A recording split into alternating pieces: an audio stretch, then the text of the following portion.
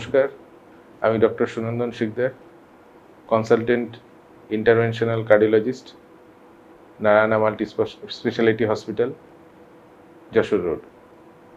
আজ আমরা একটি নতুন প্রযুক্তির কথা বলবো, যার ফলে বয়স্ক মানুষ এবং হাই রিস্ক যারা ওপেন হার্ট সার্জারি করতে পারছেন না, তাদের একটি নতুন দিশা দেখিয়েছে।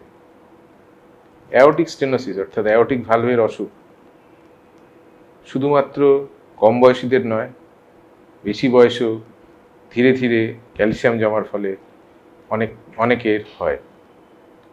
এই অ্যাওর্টিক স্টেনোসিস দেখা যায় 60 বছর থেকে 75 বছর 80 বছর পর্যন্ত অনেক মানুষ এতে আক্রান্ত থাকেন এবং অধিক বয়স হওয়ার ফলে তাদের সার্জারি অর্থাৎ ওপেন হার্ট সার্জারিতে ঝুঁকি থাকে।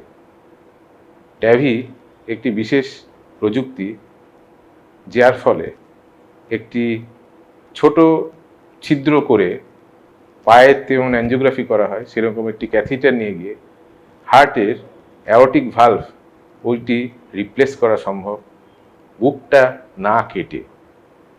এর ফলে অনেক মানুষ অনেক কোমরবিডিটি যাদের আছে, যেমন লাংসের অসুখ বা কিডনির অসুখ, এই সমস্ত সমস্যা যাদের থাকে, এই প্রযুক্তির ব্যবহারের ফলে তারা দ্রুত সুস্থ এবং আরোগ্য লাভ করতে পারেন এবং খুব কম সংখ্যক ওষুধেই অনেক দিন ভালো থাকতে পারেন।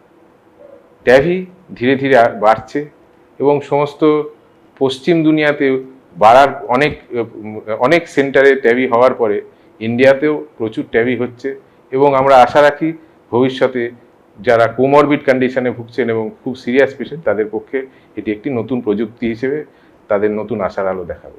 ধন্যবাদ।